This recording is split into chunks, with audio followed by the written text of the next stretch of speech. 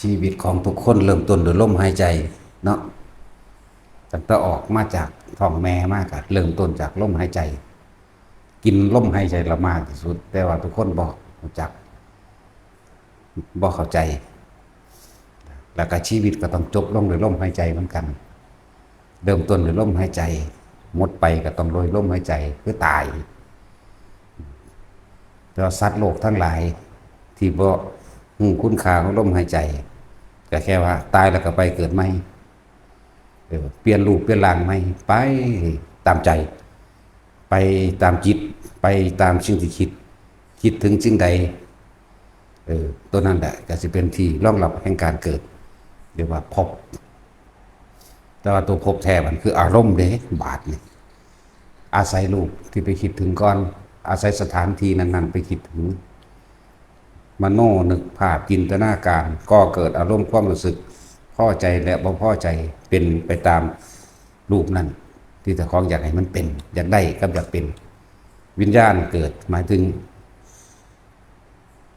ความรู้สึกพอใจและบ่พอใจอันนั้นแหละเดินว่าไปเปลี่ยนรูปเปลี่ยนร่างใหม่อยู่ในพื้นดินพื้นหน้าก็ว่าไปแต่ว่าสิเข้าไปในลูกหมูบ่ลูกหมาบ่หรือสิเข้าไปในกิเลสแมงข้ามแมงกินนู่นลูกเป็ดลูกไก่บ่ขี้เกียจแมงงอดจริงกับแก่บ่หรือสิไปยังอันต่างหากมีต่างหาก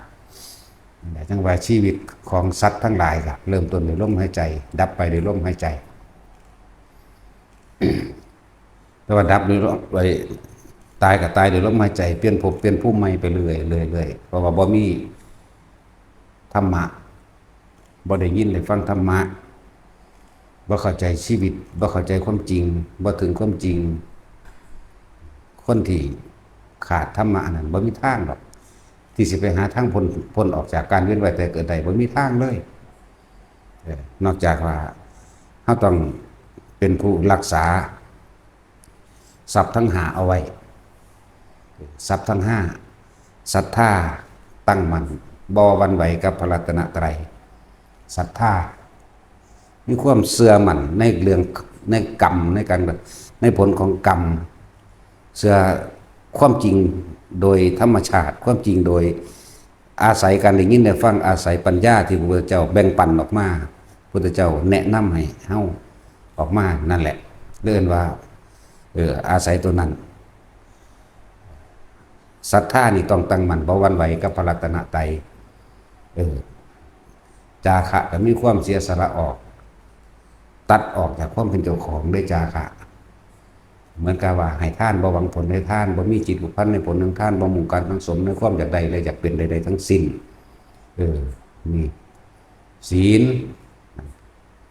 สุตตะว่าไปก่อน แล้วก็ปัญญา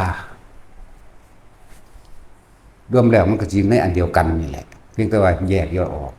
ว่าศรัทธาจาคะศีลสุตตะและปัญญารวมแล้วถ้าเฮาบ่ได้ยินได้ฟังธรรมจากพระพุทธเจ้าเป็นผู้แสดง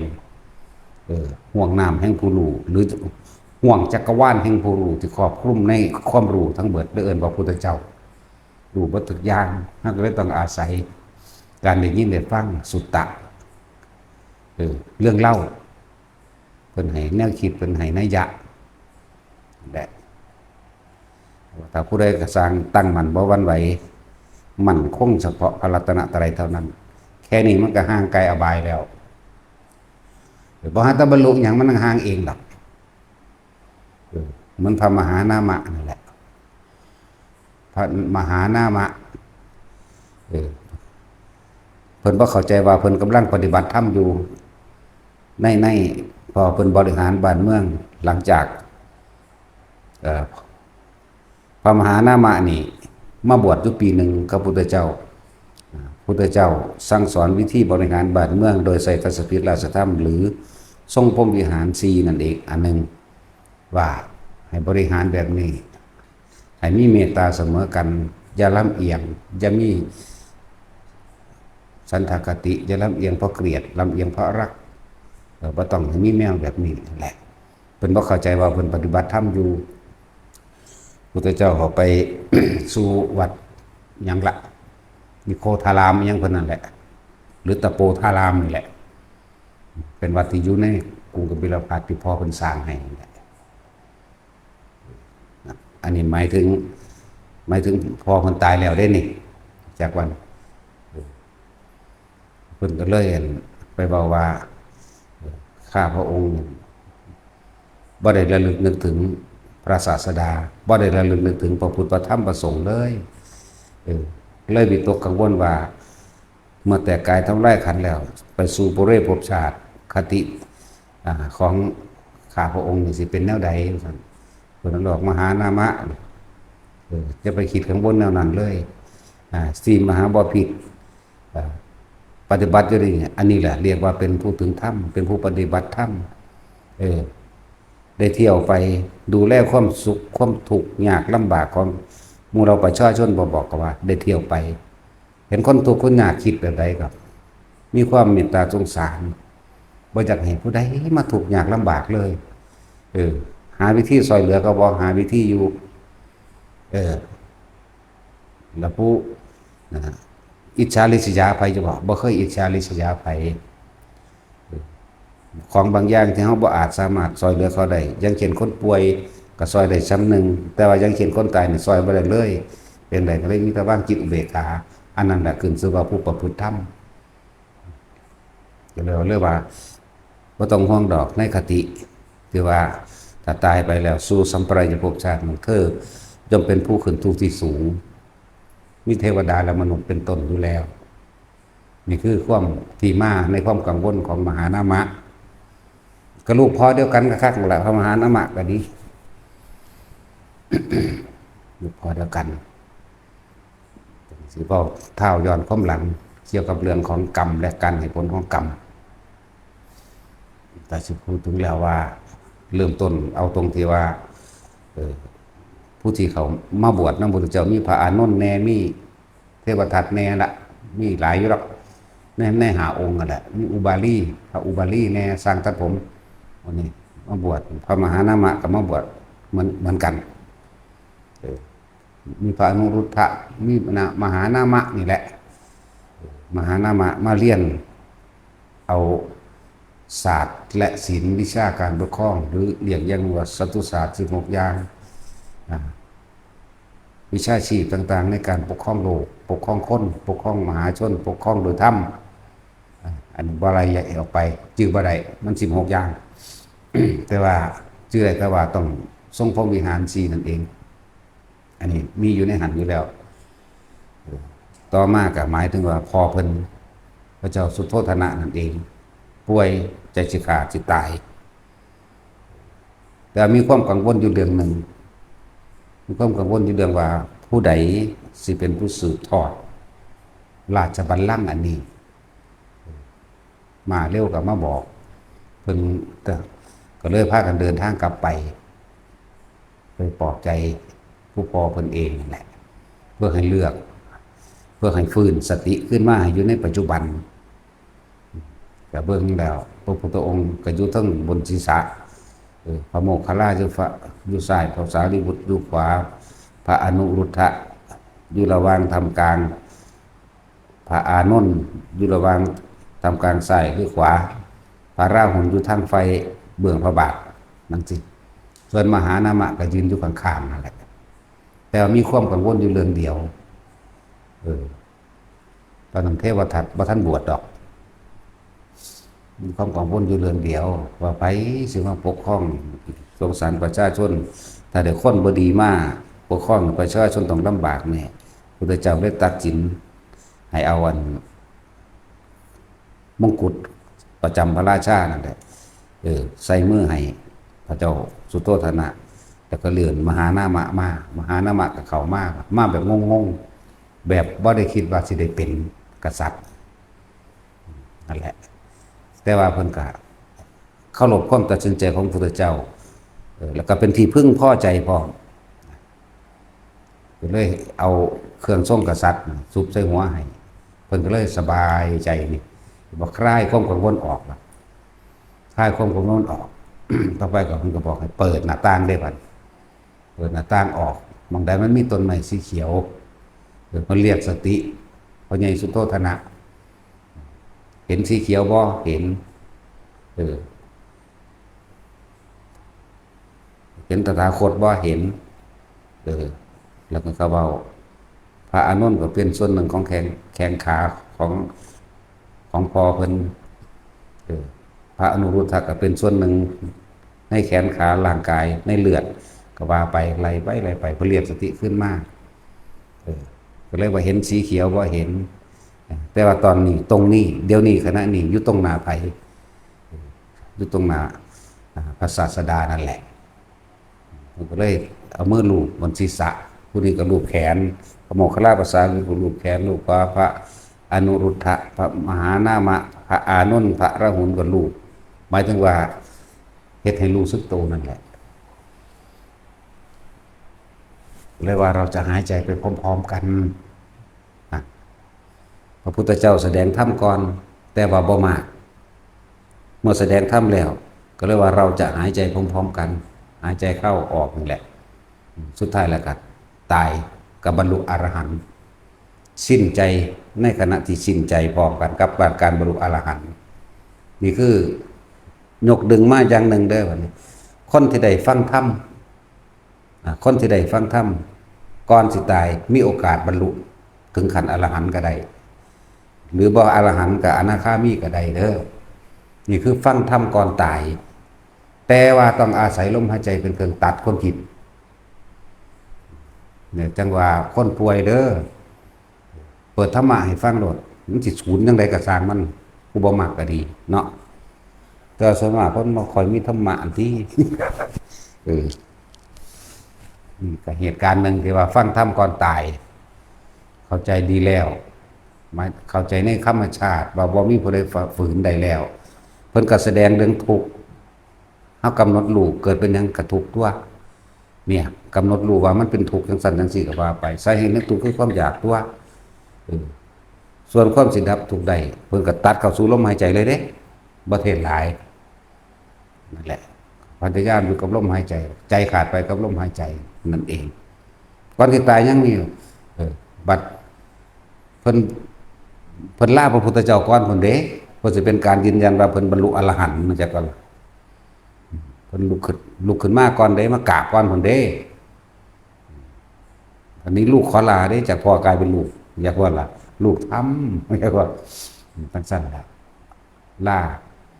แล้วก็คอยจับลมหายใจพอดีกับใจขาดเดียวกันเลยก็เป็นอรหันต์นั่นแล้วคือข้อดีอันนึงนะในการฟังธรรมก่อนตายนี่คือจับเอาเด้อจับเอาประเด็นรับรองว่าบ่มีไผซอยไผได้ก็แล้วกันล่ะรับรองเท่าใดล้าน%เท่าใดโกรธเท่าใดยังเอาเบิดบ่มีไผซอยกันได้บัดสิตายมีแต่ให้คำแนะน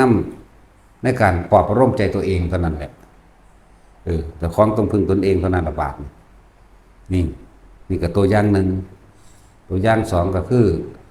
นายโจรคาตภาษาลีบุตรไปเทศนาเอาเด่นนายโจรคาตก็ตายในลมหายใจตำราก็ว่าไว้ว่าเพิ่นบรรลุอนาคามีเด่นนายโจรคาตประวัติตั้งแต่เริ่มใหญ่ขึ้นมาแล้วหลักอยู่หลักกินใหญ่ขึ้นมาอีกมีกำลังมากขึ้นแล้วก็เกิดว่าไปเป็นโจรไปปล้นจี้ขากินเอานั่นถ้าจะพูดถึงว่ามันสิทำบุญมาทางไหนเดี๋ยวนี้มีอานิสงส์ของการฟังธรรมนั่นว่าล่ะสุดท้ายแล้วพระราชาจับมาได้ถึง35,000 คนเฮ็ดตั้งแต่สิประหารเบิดในข้าวเดียวบ่ได้ก็เลยขออาสาผู้ใดสิอาสาฆ่าโจรเหล่านี้ในโจรคาตเลยยกมือขึ้นนั่นแหละซื้อคิงๆจักสิซื้อวางได้ดอกเลิศว่าในโจรคาตโจรผู้ฆ่าโจรเลยใส่มาดแบบนั้นฆ่าคนจนว่าเบิดกำลังนะเบิดกำลังบ่ได้ล่ะฟันตะกี้ฟันข้อขาดบาดเดียวต่อมา2เทื่อจังขาด3เทื่อจังขาดเราเลยปลดแล้วก็ป่วยไปเลยล่ะบัดบ่ได้บ่เคยเข้าวัดบ่เคยฟังธรรมดอกแต่ว่าด้วยอาจสิมีบุพกรรมเกี่ยวกันบ่ฮู้ว่าชาติใดภพใดละเคยเป็นมารดาบิดาของพระสารีบุตรพระสารีบุตรมาโปรดเอาได้นั่นมาเทศนาธรรมให้ฟังเรื่องทุกข์เรื่องสมุทัยเรื่องนิโรธเรื่องมรรคก็ว่าไปเรื่องอนิจจังเรื่องทุกขังเรื่องอนัตตาก็ว่าไป มื่อฟังดีแล้วเมื่อฟังเข้าใจดีแล้วก็หายใจไปพร้อมๆกันเหมือนกันนี่แหละนี่สังเกตดีๆเลยสังเกตสุดท้ายว่าเราจะหายใจพร้อมๆกันพอใหญสุดโทษนะน่าจุลคาเห็นบ่ก็สองแล้วมันมีตัวอย่างตั้งหลายเด้เพื่อสิถือยกมาฟังบ่ขนาดแหละที่เฮาก็ลืมอีกยังละที่อันเพิ่นเว้าดูๆนั่นน่ะยังสูดๆนี่แหละพระผู้เพิ่นเป็นโรคเริมน่ะนะโรคน้ำเหลืองย่อย เป็นแผลผุพองเต็มฝีนั่นน่ะอีกผู้หนึงนั่นน่ะจักสว่างได้ลืมนั่นล่ะอันนี้ก็เหมือนกันพระพุทธเจ้าเทศจบแล้วก็กลับไปถึงวัดพอดีก็ได้ข่าวว่าตายพระอานนท์ถามว่าคติเพิ่นเป็นแนวใดเป็นอรหันต์ดอกนั่นไปนิพพานดอกยกตัวอย่าง3ตัวอย่างได้คนฟังธรรมก่อนตายแต่ว่าบัดสุดท้ายสิตายต้องเข้าลมหายใจต้องมีสติแนบกับลมหายใจจากบัดนี้คิดถึงลมเข้าลมออกอยู่กับความรู้สึกแค่ลมเข้าลมออกอันนี้สิตัวยานี่อันหมายถึงได้พร้อมบาดตายไหมเข้าใจบ่ล่ะและหรือว่าคนดูแลคนป่วยเด้อเปิดธรรมะให้ฟังโลดธรรมะผู้ใดก็ฟังไปเถอะจิตมันจะใคร่ครวญเป็นแนวเองดอกใคร่ครวญบ่ใคร่ครวญก็สร้างหัวมันบ่มีผู้ใดบอกไปได้ความคิดมันบังคับกันบ่ได้มันบ่เป็นโตเว้ยเนาะแต่เป็นโตคนนึงว่าผูกใส่เสาไว้ได้อยู่ แต่ความคิดเป็นผูกใส่เสาไว้มันก็บ่อยู่น้ำผูกไว้เด้หลายอย่างอยู่ที่หลายองค์อยู่ดอกที่บ่ได้นำออกมาเว้านั่นน่ะพระเป็นโรคเลื่อนนั่นแหละ จักเสือได้ละอันไปเลยตัวอย่างหนึ่งเด้อ ถ้าจะเว้าอันลึกการให้ผลของกรรมนั่นน่ะถ้าตราบใดที่เฮายังบ่ทันได้สิ้นอาสวะสิยังมาเที่ยวเวียนว่ายแต่เกิดบ่รู้ละในภพใดชาติหนึ่งเฮาต้องได้รับเรื่องหลังจากพระมหานามะศึกแล้วมันบวชปีหนึ่งอยู่ดอกศึกเทวทัตมันทนบ่ได้เด้มันเลยออกมาบวชเข้าใจบ่ล่ะมหานามะนี่ขึ้นไปเป็นกษัตริย์แทนพระใหญ่สุโธทนะมหานามะกับน้องพุทธเจ้าคักๆนั่นล่ะลูกมันนั่นคักๆลูกนางพระชาบดีโคตมีคักๆนั่นล่ะก็ไปเป็นกษัตริย์แทนส่วนเทวทัตทนบ่ได้ก็เลยมาบวช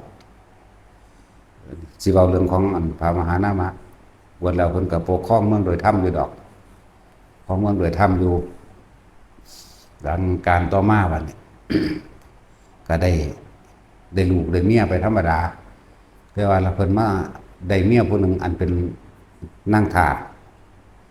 เป็นทาสในเรือนนั่นแหละเป็นทาสในกับในเมืองนั่นแหละ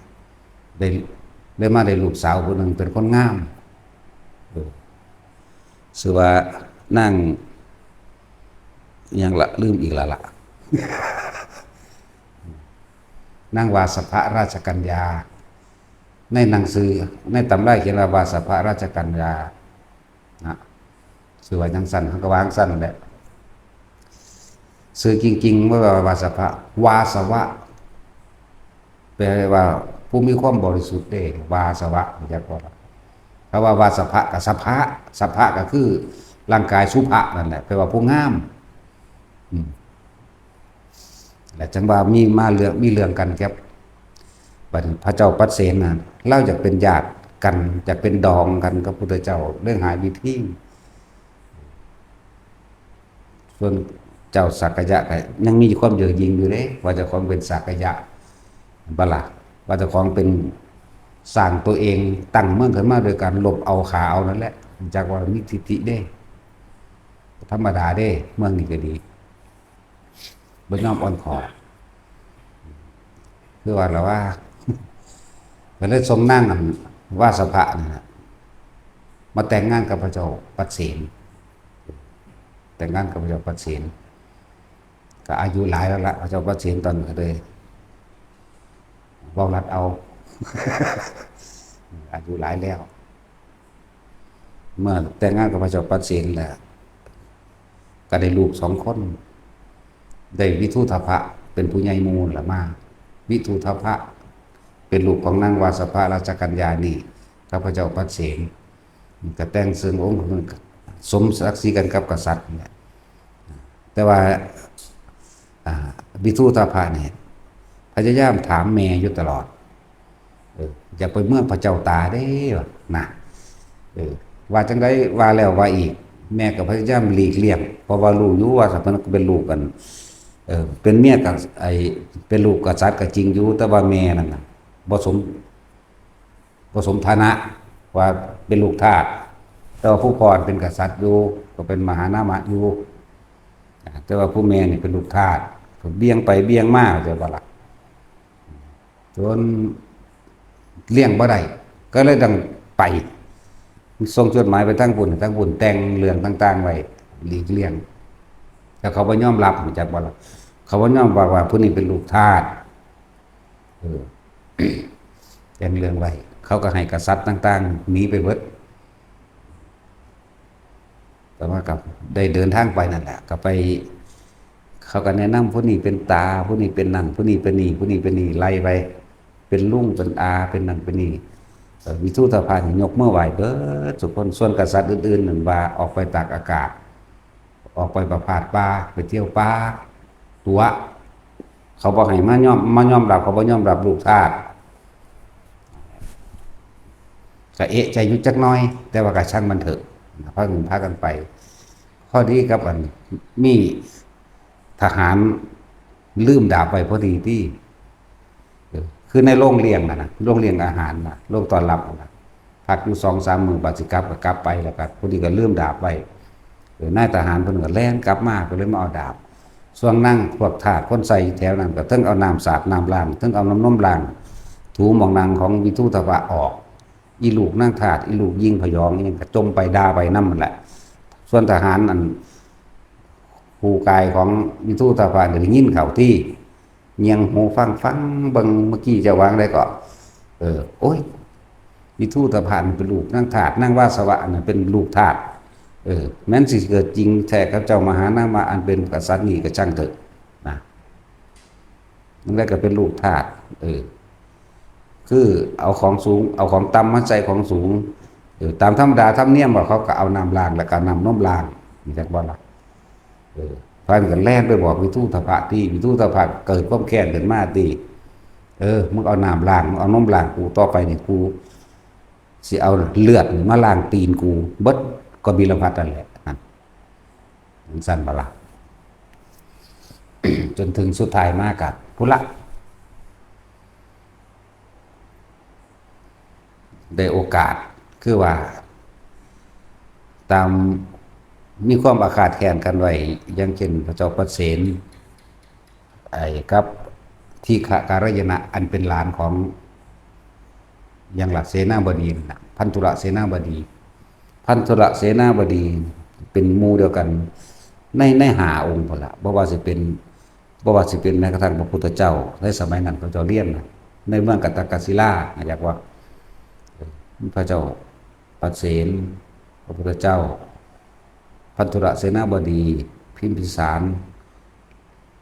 แล้วก็อุเทน7พุ่นละยื้อบ่ได้พระเจ้าอุเทนพร้อมนี่แหละแต่เรียนแต่ว่าพันธุระเสนาบดีเป็นคนเก่งธนู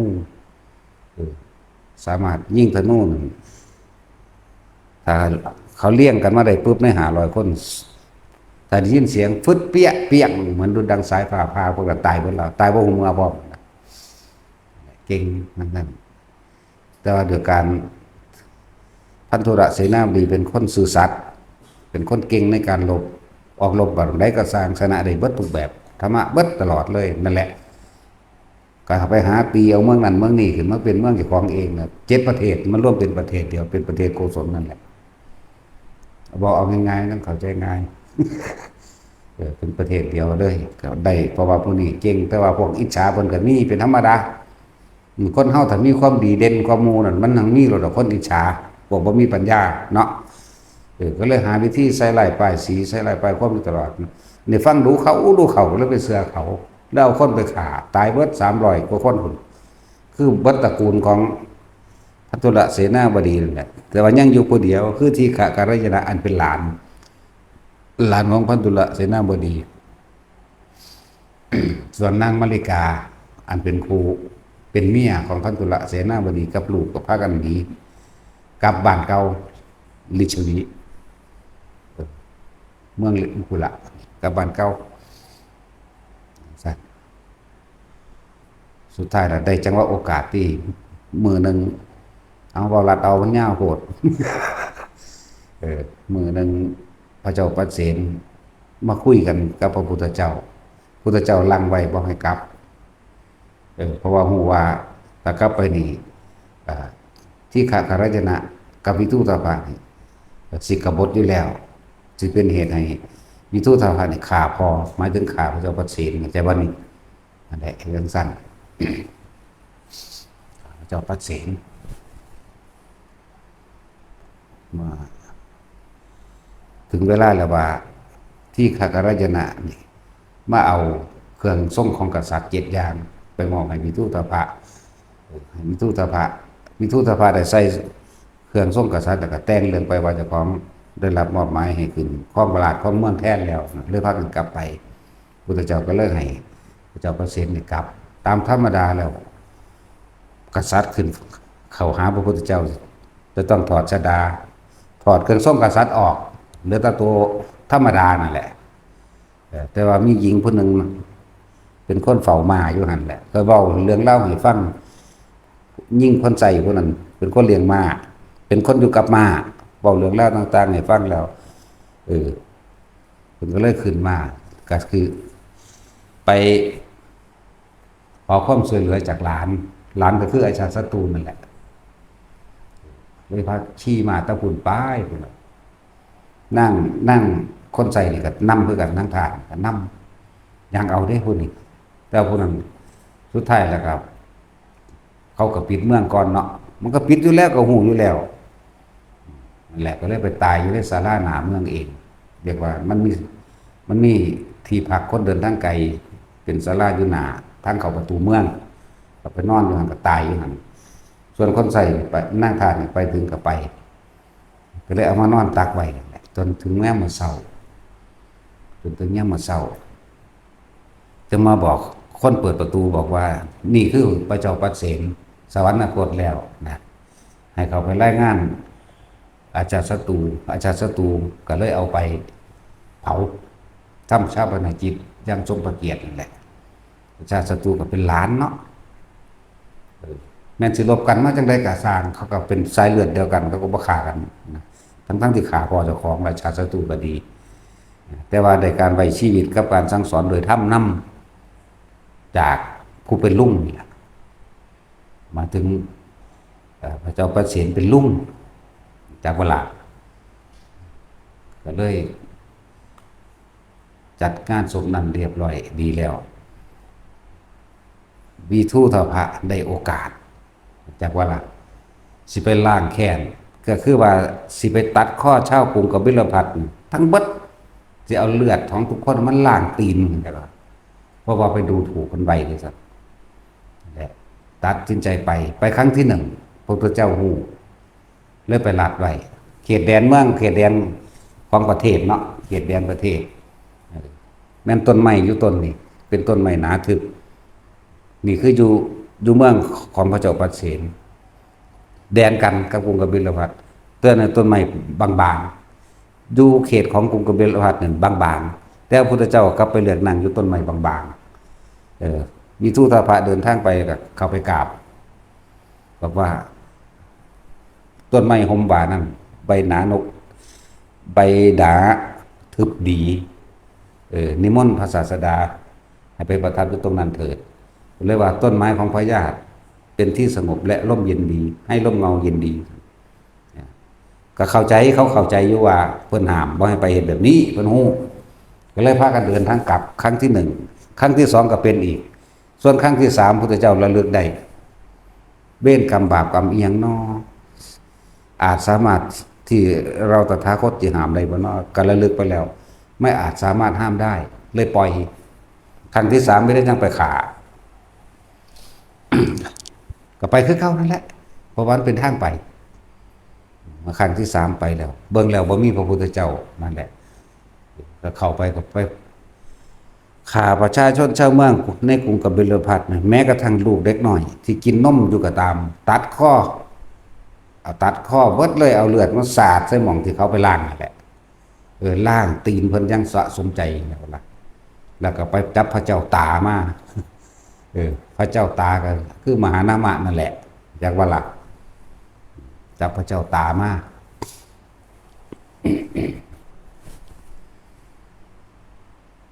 จะ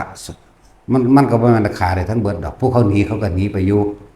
หนีจนได้มาเป็นเหลือเป็นชาติตระกูลมันอยู่ก็เป็นเมียของพระเจ้าอโศกได้พุ่นล่ะ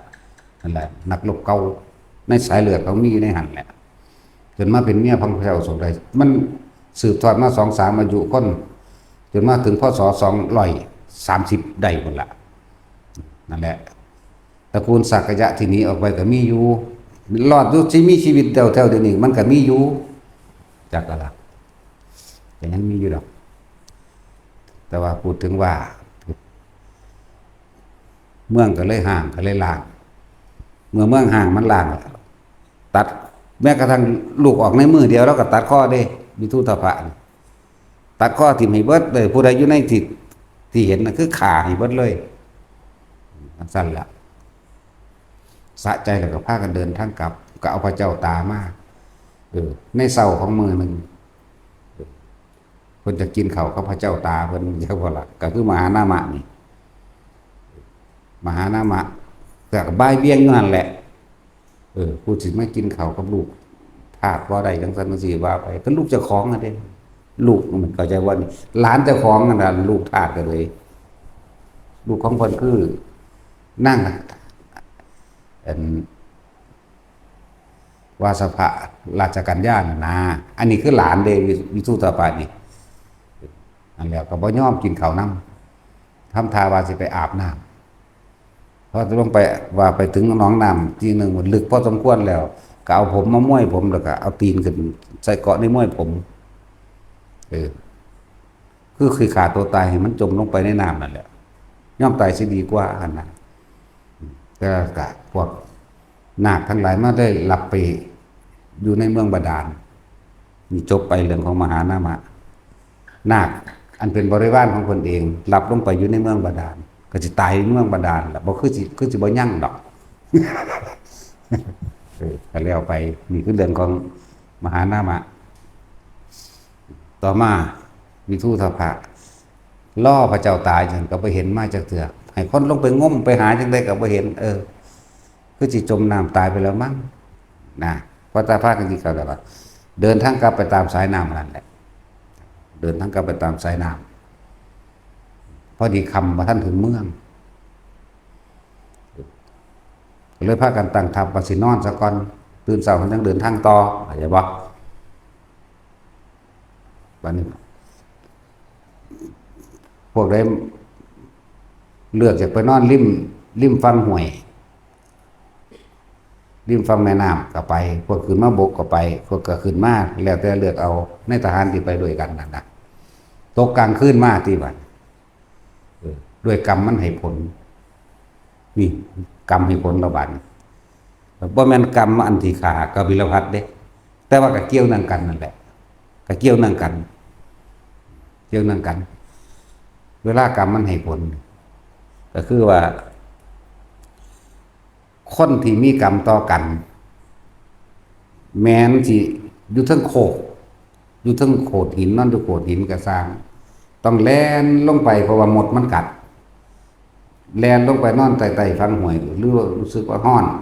ถ้าไปติดห้วยแล้วบ่ร้อนแล้วพวกที่อยู่ติดห้วยกับหมดกัดคือกันแล่นขึ้นมานี่หมายถึงว่าที่บ่มีกรรมเกี่ยวกันแต่ว่าก็เกี่ยวกันเกี่ยวหน่อยเกี่ยวหลายคำว่าเกี่ยวนั่นแหละเกี่ยวหน่อยเกี่ยวหลายตกดึกมา4 ทุ่มฝนตกฟ้าห้องเปียงป่างมาน้ำปลามาอย่างรุนแรงเลยพัดเอาหมู่พวกตะวิทุทภะทั้งเบิดนั่นน่ะที่มีเกี่ยวกัน ที่บ่ได้ถืออโหสิกรรมซึ่งกันและกันตายเบิดพวกนั้นลงนรกเบิดเด่นพวกรอดก็มีอยู่เด้แม้นสิว่าไปนอนอยู่ใต้ตะลิงห่วยนั่นก็สร้างแดนขึ้นข้างบนนั่นแหละกรรมมันเกี่ยวกันกรรมมันมาแต่ย่ำใดวะเนี่ยกรรมอันนี้มาตะโดนคักอยู่เด้มันเป็นกรรมแล้วเด้กรรมมันจึงมาให้ผลสำหรับนี่การกระทำนี่คือว่าในสมัยหนึ่งพวกวิทุธภะกับหมวกบริวารที่ตายไปเบิดเดี๋ยวนี้ได้เกิดเป็นปลาอยู่ในห้วยอยู่ในบึงแห่งหนึ่งส่วนพวกชาวกบิลพัสเนี่ยเกิดเป็นคนล่าปลาเอายาไปเบื่อปลาจากบ่เอายาพิษนั่นน่ะไหลแดงสมัยตะกี้ไปเบื่อปลาพวกนี้ตายเบิดปลาพวกนี้ก็เลยใส่อาฆาตไปนี่เห็นว่ามันเป็นกับ2 กับ3 กับ5 กับจึงได้มาแก้แค้นกันนี่เห็นบ่นี่แหละเวลากรรมมันให้ผลแต่กรรมในเว้นก็เป็นคนอยู่ดีๆนั่นแหละแต่ว่านี่เป็นอำนาจกรรมเจ้ากรรมในเว้นก็เป็นคนนี่บ่ได้เป็นดังเฝ้ากันเด้แต่เมื่อเวลามันให้ผลมันก็ให้คือเก่าเป็นบ่พวกขาปลาคือเจ้ากรุงกบิลพัสนั่นแหละพวกนี้เป็นป่าบัดนี้พวกเป็นปลาเนี่ยมันเกิดเป็นวิทุธภะกับหมู่บริวารนี่กลับไปฟันข้อพวกกรุงกบิลพัสนี่จังว่านี่เรื่องคำว่าการให้ผลของกรรมมันบ่แม่นมันเป็นเรื่องที่สลับซับซ้อนแล้วก็ต้องอธิบายยาก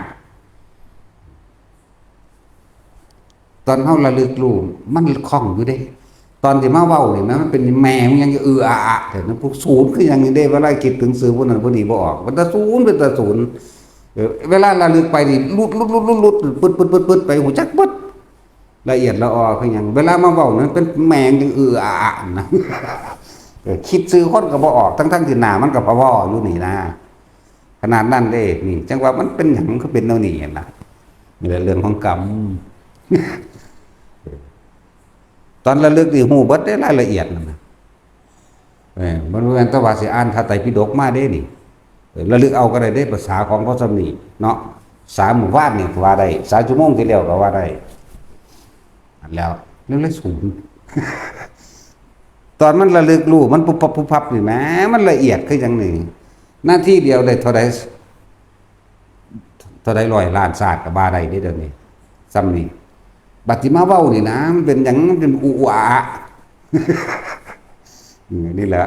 เพิ่นว่าเรื่องของกรรมมันบ่ค่อยมีผู้ใดเว้านะที่เว้าให้ฟังนี่จังให้ทุกคนสลดใจว่าถ้าเฮาบ่พ้นนั่นเฮาได้รับปึ๊ดเฮาสิเฮ็ดไว้อสงไขยหรือล้านอสงไขยที่แล้วก็สร้างบ่ซั่นสิว่าถ้าเฮาบ่พ้นเด้อได้รับเบิดทุกสัดส่วนเจ้าเคยขัวแมงกินนวลไปยามใดก็สร้างเจ้าเคยไปอันเด็ดชีโพหวกแต่เปาะยามใดก็สร้างทุบหัวเขียดยามใดก็สร้างมันต้องหมุนมาให้กรรมของเก่าคือเก่านั่นแหละนั่นซั่นแหละทุกคนสลดใจสลดสังเวชใจกันให้ผลของกรรมมันเป็นแบบนี้บ่แม่นได้รับเดี๋ยวนี้ดอกพูดแต่มันสิมาให้กันยามใดบอกบ่ถูกบอกบ่ได้เห็นบ่ล่ะพวกนี้ตะกี้เคยเป็นคนไปเบื่อป่ามาเป็นคนไปตัดข้อเลยบัดนี้เสร็จแล้วก็ตกนรกอยู่เนี่ยต้นกรรมมันเห็นมันวิทุธภะก็พากันลงนรกเบิดกับหมู่พวกรอดก็รอดอยู่เด้เจตนามันบ่มีพวกรอดอันรู้จักบ่ล่ะพวกนี้บ่รู้จักหยังบ่ได้มีความคิดบ่ได้สมรู้ร่วมคิดร่วมกันไปฆ่าจริงอยู่แต่ว่าบ่มีเจตนาอยู่บ่นี่ก็ได้เจ็บได้ปวดได้บาดได้แผลอยู่ดอกแต่ไปร่วมกันฆ่าแต่เขาบ่รู้เลยยังถือผู้อื่นสักส่วนไปหรือตู้ใต้อำนาจของคนผู้มีอำนาจพวกมันรอดนั่นน่ะก็มีอยู่แต่วิทุธภาถึงน้ำพัดตายเบิดกับพวกที่เจตนารวมกันมีความสมรู้ร่วมคิดด้วยกันเหมือนกันแล้วก็พวกนี้เลือดรอดไปก็มีอยู่ในกรุงกบิลพัสนั่นเลือดรอดไปอยู่นั่นแหละพวกเลือดรอดพวกมาขาเลือดรอดไปก็มีคือกันนั่นนะว่าจากนี้พ้นจากว่าเขามีโอกาสแล้วศาสตร์นี้เขาพยายามอยู่กับลมหายใจเจ้าของ ความเพียรกับสติกับความเพียรก็อันเดียวกันเวลาใดที่เฮาบ่มีสติระลึกนึกถึงลมหายใจของเฮาหรืออุณาโลมเฮาเองนี่แสดงว่าความเพียรขาดจะว่าล่ะ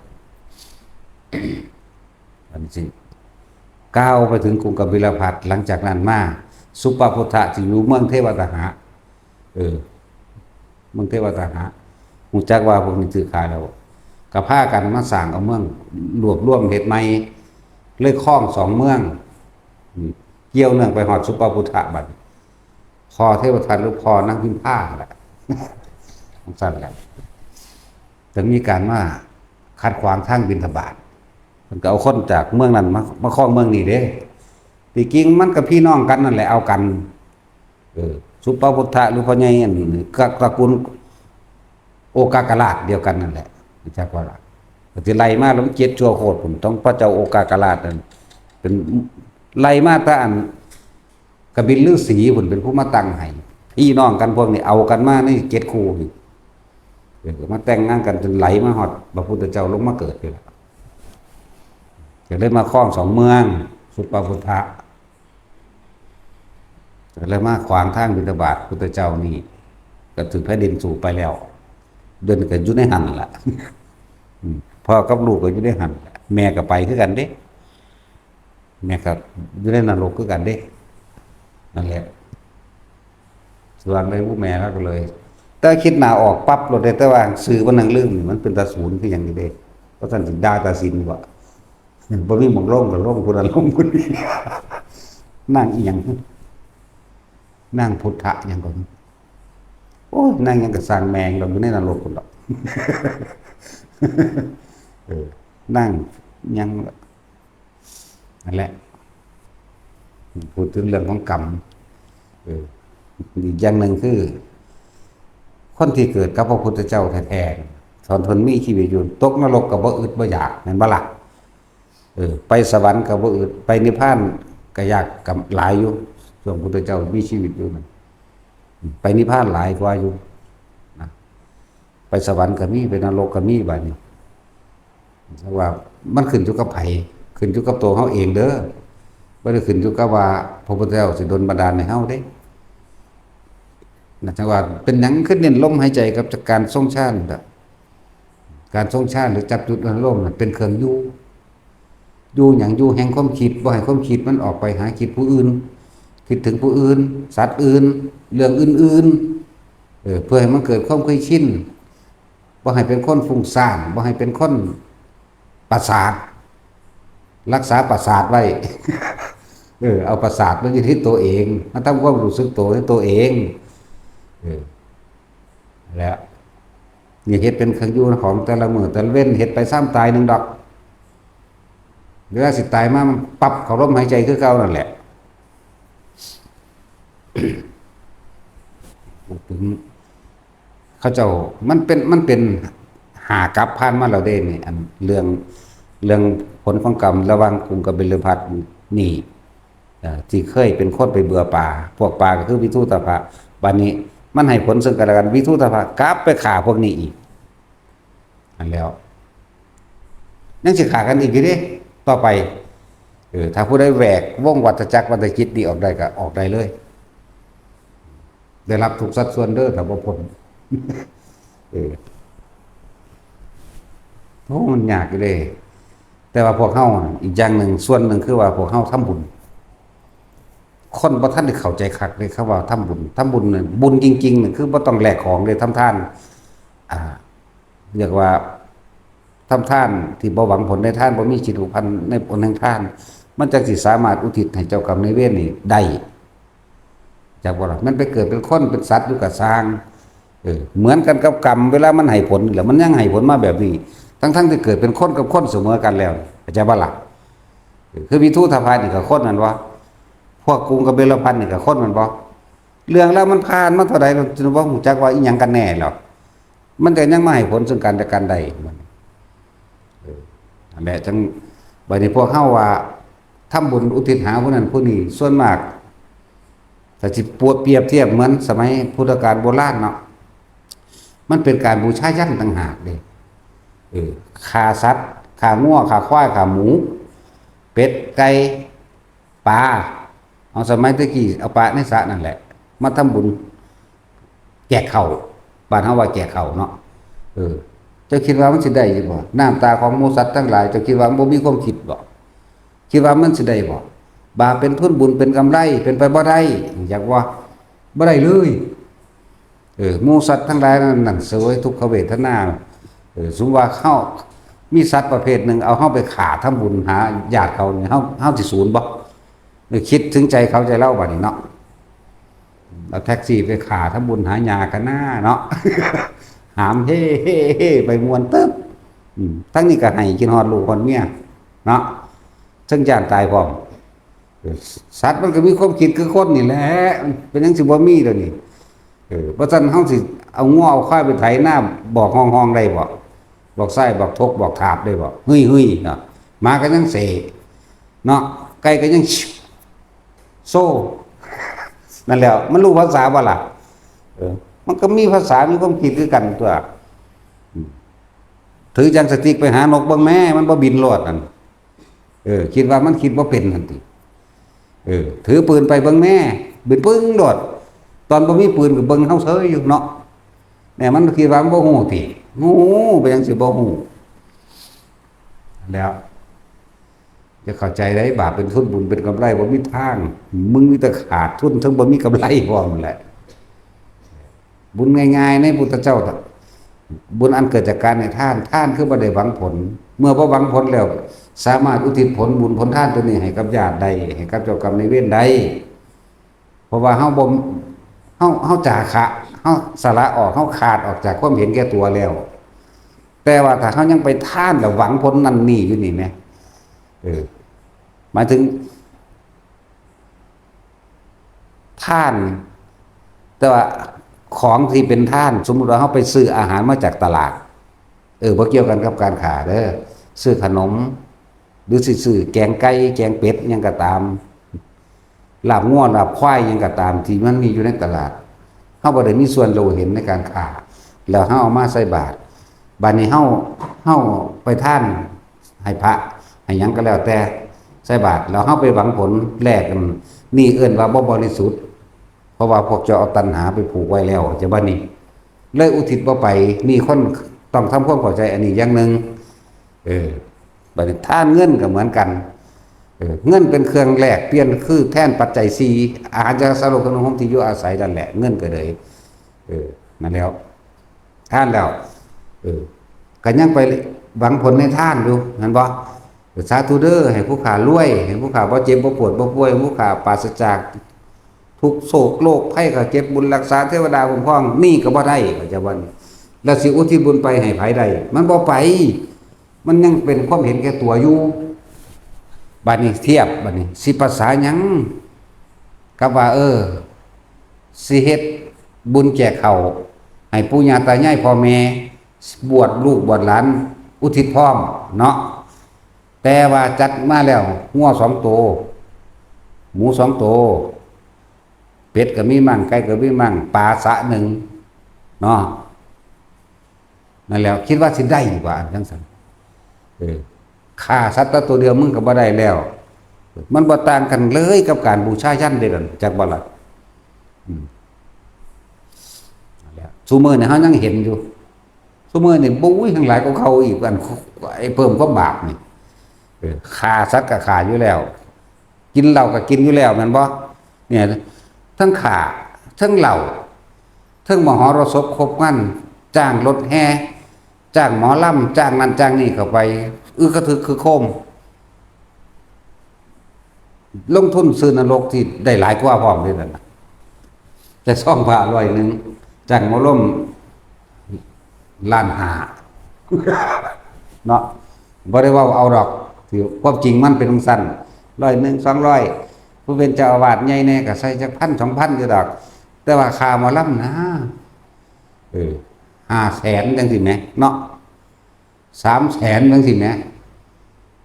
ใส่ซ่องพระเบิดวาง10,000 กว่าบาทคักแล้วมันสั่นดีเอาความจริงเป็นสั่นได้ล่ะอันนี้เว้าเน็บแนมซื่อแต่ว่าความจริงพวกเจ้าน่ะ น้ำตาของหมูสัตว์จิตวิญญาณของหมูสัตว์ที่มันก็รักชีวิตของมันเหมือนกันสัตว์ทั้งหลายแล้วนั่นตายแล้วมันไปเอาส่วนของมันเด้อพ่อกับแม่พวกเจ้าสิว่าสิทำบุญหานั่นพวกเจ้าว่าดีใจเด้ทำบุญหานั่นนั่งเศร้ามองอยู่ข้างๆพวกเจ้านั่นแหละเอาพวกผู้คุมในนรบาลผู้คุมนรกทั้งหลายเมื่อนี้เขาจะทำบุญให้เจ้าไปถ่ายเอาบุญไปนั่งก็มออยู่นั่นแหละนั่งก็ให้เบิ่งเขาเต้นใส่หมอลำเบิ่งเขากินเหล้าเมาตีกันซะเบิ่งเขาขาง้อขาควายสัตว์นั้นมันก็จ้องขมิงใส่อันสมมุติว่าย่ายผู้นั้นพ่อผู้นั้นเด้มึงคิดว่ามึงสิได้พ่อขากูเด้นี่เป็นความจริงเด้แล้วมันมีพยานบุญพยานบาปมันมีอยู่แล้วล่ะทั้งสั้นแล้วเสร็จงานแล้วทั้งนั้นคุณเจ้าภาพกันเมาพ่อเจ้าภาพจะเอาผู้ใดผู้มาพาอุทิศบุญเนาะเอาเตรียมตัวไว้พระรับเพลนอิมนาสกาลีนากะพากันว่าไปตั้งเมาเบ้าไปอันผลบุญทานนี่จงถึงแด่มันจะไปถึงแด่ผู้ใดมันตัดตัวบุญมาตรการคิดว่าจะเอางัวมาขาเอาควายมาขาเอาหมูมาขาเอาเป็ดเอาไก่ซุมื้อนี้ทั้งหลายบัดนี้เนาะหอยแข้งบ่แม่นสัตว์ตินั่นมันก็ให้เป็นคือกันเด้หอยแข้งหอยแมลงภู่ทอดปลาดุกปลานิ่นนั่นบ่สัตว์สั่งปลาหมึกมาอีก โอ้ยหลายคักซุมื้อนี้จักมันแมงยังดอกนั่นแหละนี่คือว่าเหตุการณ์ปัจจุบันที่ทุกคนเป็นแม้นอดีตก็เป็นมาอยู่แล้วที่เฮารู้เฮาเห็นมาแต่เฮาเป็นเด็กน้อยเฮาก็ไปกินนั่นงานแก่เขาดีๆแล้วเขาก็นี่ตัวได้กินได้แท้ผีแท้บ่ว่าสิเป็นคนตายเขาไปตั้งท่ายังไว้น้ำนานนั่นพี่ผู้กินมีแต่แนวแสบๆเขาเอิ้นหยังทั้งเขาเอิ้นหยังถาดตั้งไว้น้ำเหล้าน้ำโรงศพแหมเขาเอิ้นหยังบ้านมึงเอิ้นหยังแท็กซี่โอ้ยบอกบ่มีสมองเอ้ยถามหยังก็บ่จักหยัง เวลาคนตายแล้วแต่งมาเด้อมากินข้าวเด้อขอลงปุ้งๆนั่นน่ะเวลาสิไปเผาเขาก็ตั้งไว้คือกันเด้มีแต่แนวแซ่บๆมีแต่แนวแล้วนางย่อๆแล้วก็กินแมงแล้วแซ่บคือหยังนี่มีแต่แนวดีๆเนาะแจกเขาก็คือกันเนาะก็หากินเบิดละงานเผาคนเลยกี่มันก็เผาใส่กองฟ้อนเนาะหากินเบิดทีบเบิดแดน อ้วนพี่ แต่เอาแซ่บๆเลยตอนเป็นบ่ได้หาให้กินปีพันนี้ดอกมักองุ่นก็มันบ่เคยมีได้ตะกี้พูดไปสู่ในเมืองมากก็ได้กินน้ำมูนี่แหละน้ำขางโล่งศพนั่นแหละมักองุ่นมักเงาะหายากที่สุดเราได้ตะกี้มันว่ามันมีกาดเกินคือสู่มือนี่เด้เนาะธรรมดาว่าตะกี้หยังยางเก่งก็มาเกียบ มาเกียบกล้วยเท่านั้นนึงเด้มักละมุดมื้อนี้เขาเอิ้นผ้าหยังดอกผ้าขวมผ้าหงายหยังบุ๊กนั่นแล้ว อธิบายทุกคนฟังว่ามันเริ่มต้นพวกเจ้าผิดตั้งแต่ตอนคิดหาสัตว์ต่างๆมาขาแล้วงัวบอกหมูบอกไก่บอกปลานิ่นบอกหอยแข้งหอยแมลงภู่ปลาดุกบอกนั่นว่าเรามาทอดเนาะตั้งแต่แล้วเราในตัวตัดสติปัญญาเลยขาดบึดเลยแต่นี่เราจบขาดบึดบัดนี้มาจ้างของหมอโรสพบมันเฮ็ดคนม่อมเมามั่วมันก็ไปอีกเนาะมันสิได้มีความสงบเย็นมาจากไสกันทำบุญแบบนี้มันบ่แม่นบุญจักสิบวชลูกบวชหลานก็บวชไปเถอะแล้วมันท้องอีหยังได้สำบ่บักหามันบวชก็เลยเนาะจังซั่นแล้วท้องอีหยังก็บ่ได้เด้นั่นน่ะดีทั้งเมาทั้งไปห่มผ้าน้ำเขาบวชไปเลยได้มั่วตัวพากันเพชรไปเบิดนั่นแหละบางคนก็อาจสิเถียงเอาเฮ็ดจังได๋สันสิมีอันนั้นนี่ไม่แจกคนกินสุก็ไปซื้อเอาอยู่ตลาดตัวสุบ่ได้เป็นผู้จัดหาเด้บัดนี้ก็เอาแต่ว่าเลี้ยงเหล้าเลี้ยงยากับเฮ็ดจังได๋ไทบ้านไทเมืองพาเฮ็ดแล้วก็สุก็ลงนั้นมันนรกนำกันกับไทบ้านไทเมืองตัวเนาะนั่นว่าแท็กซี่เฮ็ดง่ายๆนี่ ถ้าจะเฮ็ดเนื้อเฮ็ดปูเฮ็ดปลาหยังก็แล้วแต่ไปซื้อเอาอยู่ตลาดที่เขาคั่วไปเลยเฮ็ดไว้แล้วเฮ็ดเขานั่นนี่สิเฮ็ดแบบใดก็เฮ็ดไปแต่ว่าอย่ามามีเหล้านี่บ่จำเป็นต้องไปเอิ้นไผมาหรอกถ้าอยากให้พ่อให้แม่ได้บุญแท้ๆน่ะอยากให้ปู่ย่าตายายหรือญาติมิตรสหายทั้งใดอยากได้แท้ๆเฮ็ดไปนั้นเฉพาะเจ้าของเองก็เอาไปถวายพระเพิ่นโลดแล้วก็กล่าวคำนึกถึงว่าขอผลทานนี้จงถึงแด่เจาะจงไปในตัวเองโลดอันนี้จักให้ผู้ใดพาเว้าบ่แม่นญาติเจ้าของจักเม็ดก็ว่าก็มีเนาะก็เอิ้นหยังให้หมอทำบ่ให้ทิศบ่ให้จานบ่นั่นนี่พาเว้าจานก็มีแต่จานเหล้าเด้จังซั่นแหล้วเฮ็ดง่ายๆพากันถ้าฟังแล้วก็เอาไปคิดเบิ่งติแต่ว่าคนพาเฮ็ดแนวนี้มันหลายเนาะก็เลยว่าเข้าใจว่าเป็นของถูกต้องเด้คิดเอาเองคนนั่นน่ะสูเป็นคนหนึ่งเด้สูบ่ได้มีอันพิเศษหยังเด้เนาะมันสิเฒ่าปานใดก็สร้างเรื่องทำวงจักอันนั้นแล้วน่ะเพราะฉะนั้นสิว่าคนเฮาบ่ได้คุณค่าที่อายุอายุบ่ได้สำคัญเท่ากับความดีความมีคุณธรรมเด้เนาะรูปร่างหน้าตาก็คือกันเด้โอ้เป็นตาฮักแท้แต่ว่าเป็นตาสั่งอันกิริยามารยาทแต่เพียงแค่ว่ารูปร่างหน้าตาเป็นตาฮักแท้ซื่อๆเด้การกระทำคำพูดเป็นตาตีนเหยียบคือหยังนี่แม่นบ่ล่ะมันบ่ได้แม่นคุณค่าเด้คือผู้หญิงงามๆแหละบ่ได้เห็นว่าสิมีคุณค่าหยังเด้ถ้าว่าสร้างความดีแม่นบ่ล่ะเด็กน้อยเป็นตาฮักรูปร่างหน้าตาซื่อๆแต่ว่าจาและการกระทำเป็นตาปาดข้อถิ่มเอียงเนาะนั่นแหละบ่ได้เป็นที่ยินดีเด้ภาษาสำนันแต่คนเก่ารูปร่างหน้าตาก่อนเด้แม่นบ่ล่ะมันสั้นแหละก็เป็นธรรมดาแนวนั้นเฮาก็ยังเอาแต่ว่าดีเขาก็ถีบถิ่มเพื่อนแหละจะเอาแมงยังสาวบ่มีสะเดโลดแล้วบืดได้กูหาเอาไม้ก็ได้เนาะตัวสินจะมาเว้าภาษามีเมียผู้เดียวกันเอ้ยก็ต้องถามผมมีหลายๆมั้ยใช่ล่ะตะคอนตะคอนมีเก่าพุ่นเด้เนาะต้องถามตะคอนแนวหมดนี่ว้ายสาวอ่อนแมงบ่อื่นบ่อยากเด้อสั่นพูดไปตายผีเสื้อทางสมุทรสุสาครกึ่งฟึ่งอยู่เดียวกันเลยโอ้คือว่าป่าผู้บาดนี่ทั้งสั้นแล้วอธิบายให้คนเข้าใจถ้าสิทำบุญหาไผก็แล้วแต่อาหารก็ได้มาโดยบริสุทธิ์คือบ่มีจิตเจตนาในการไปสังจัดหาอย่างว่าล่ะบ่ต้องมีเหล้านี่เป็นตัวตัดสติปัญญาเลยเด้อศีล5ข้อนี่ข้อเหล้าได้หนักกว่าหมู่อยากบ่ล่ะฆ่าคนยังบ่ทอดกินเหล้าธรรมดาบ่เกิดกันตัวนี่ก็หานี่ตัวเหล้าได้หนักกว่าหมู่เพราะว่ามันเฮ็ดให้เสียสติเป็นคนบ่มีสติเป็นคนบ้าไปเลยก็ได้นั่นแหละ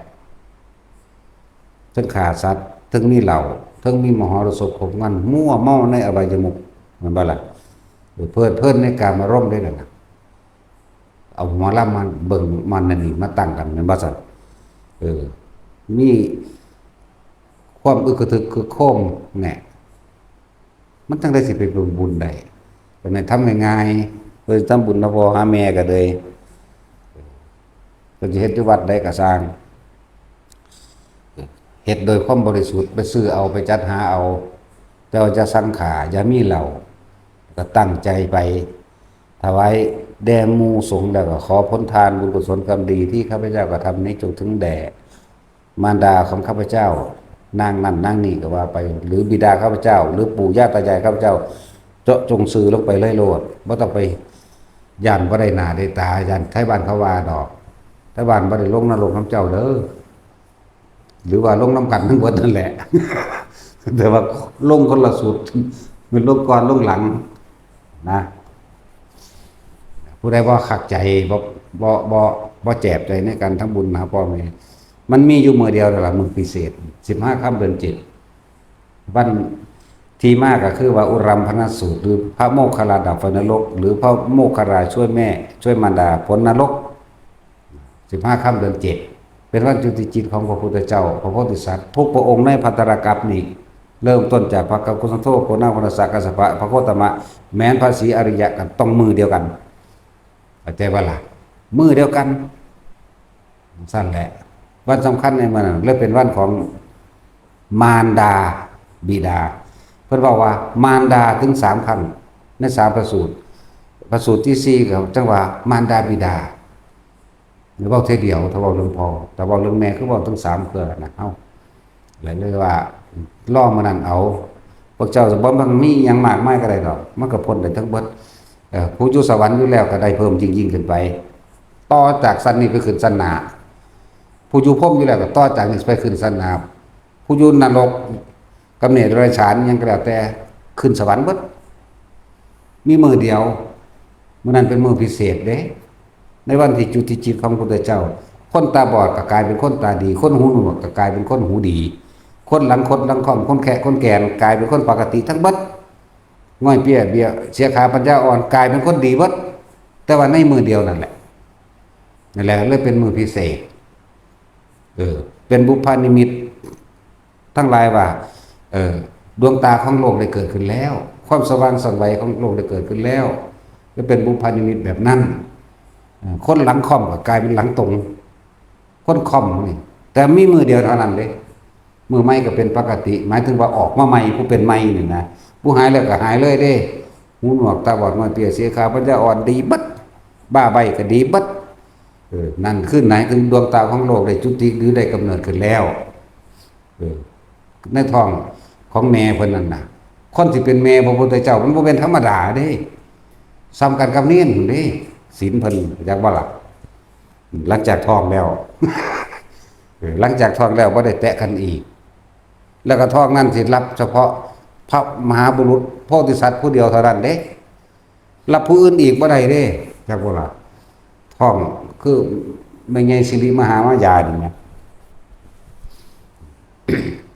ไงสิริมหามายาแม่พุทธเจ้าเฮานี่ท้องนั้นรองรับได้เฉพาะพระมหาสัตว์โพธิสัตว์ผู้เดียวเท่านั้นพุทธเจ้าผู้เดียวเท่านั้นแล้วก็ออกมาได้7มื้อตายจังซั่นแล้วนั่นแหละขนาดพระพุทธเจ้าเฮานี่ไปโปรดเอาพุทธมารดาแม่เพิ่นนั่นน่ะก็ใส่อภิธรรม7พุ่นเด้โปรดเอาอภิธรรม7มนุษย์ฟังบ่รู้เรื่องปานใดเด้จากวันนี้บ่ได้เทศน์ในโลกมนุษย์เด้อเพิ่นเทศน์อยู่ดาวดึงส์พุ่นเทศน์อยู่3นาทีกับ36วินาทีแต่ว่าเป็น3เดือนมนุษย์แล้วนั่นแหละเทศน์อยู่ประมาณนั้นแหละจบบทนี้พระธรรมสังคีนีบรรลุธรรมเท่านี้บรรลุเท่านี้อันนี้เท่านี้เท่านี้ไล่ไปตัวมหาบทที่7มหาสติปัฏฐานะแล้วก็บรรลุธรรมหาประมาณบ่ได้ก็ว่าไปคุณดีคุณค่านั่นแหละผู้ใดบ่มั่นใจบ่นั่นเคยทำบุญทำทานหาพ่อหาแม่มาแล้วแต่ว่าบ่มั่นใจในการกระทำของตนเองในวัน15ค่ำเดือน7ก็มาทำอยู่นี่นี่แหละเลาะเข้าโกเจ้าของได้บาดนี้บอกพร้อมเด้คนจะบ่สงสัยเนาะบ่มีผู้ใดพาเฮ็ดได้มีเต้านี่เด้ แต่เฮานี่แหละในตอนนี้ในโลกเดียวนี้นั่นแหละก็ตามมันของเก่าคนนั้นแหละมันได้ล่ามมาฮอดนี่เนาะเอาสมถะ